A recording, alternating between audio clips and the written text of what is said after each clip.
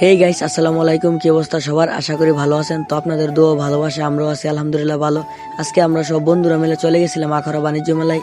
আখাউড়া বাণিজ্য মেলায় গিয়ে 4টা টিকিট কিনছি। 4টা টিকিট কিনে সেটা ভিতরে ঢুকছি।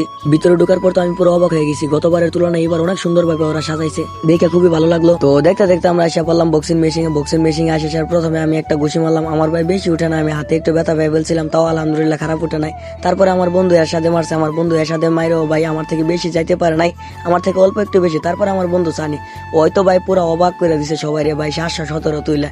তারপরে আমার বন্ধু সিয়াম হয়তো ভাই আরো পুরো অবাক করে দিছে, 550 তুইলা। অনেকক্ষণ তো বক্সিং মারলাম, তো চলেন কিছু কসমেটিক্স এর দোকানপাট দেখে আসি। এইদিকে আসে তো ভাই আমি আর পুরো অবাক হয়ে গেছি ভাই, মেয়েদের জন্য যে এত সুন্দর সুন্দর কসমেটিক্স মেলাতে উঠছে ভাই, আগে কখনো কল্পনাও করতে পারি নাই। গতবারের তুলনায় এইবার ভাই মেলাটা অনেক সুন্দর হয়েছে। যারা এখনো আসেন নাই চালু চালু করে আসেন, আসা ঘুরে যান। আপুদের জন্য খুব সুন্দর সুন্দর চুড়ি আছে, চাইলে নিতে পারেন।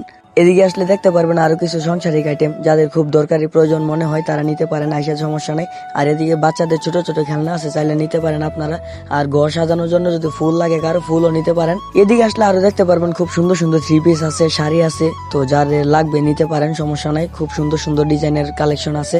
তো আপুদের যাদের লাগবে তারা এসে নিতে পারেন, সমস্যা নাই। তো আরেকটু এদিকে আসলে দেখতে পারবেন বড় একটা আচারের দোকান আছে। আর যারা যারা আচার খাইতে ইচ্ছুক তারা চাইলে আপনারা এই দোকান থেকে আচার কিনে খাইতে পারেন, সমস্যা নাই। আচারগুলো খুব ভালো।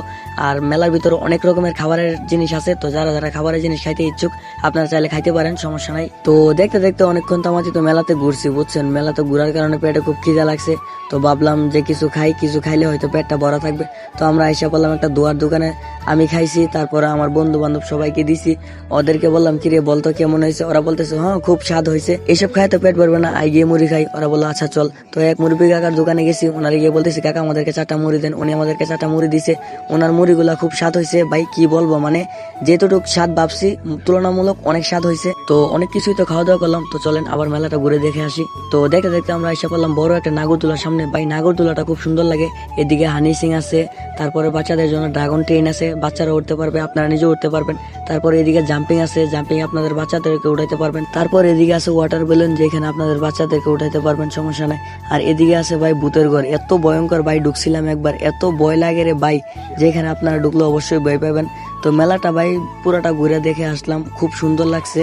তো এদিকে আমরা আসছি আর একটা ফুলের দোকানে, আইসা একটু দুষ্টামি করতেছি। তো আমাদের একটু ভিডিও শুট নিলাম সুন্দরভাবে।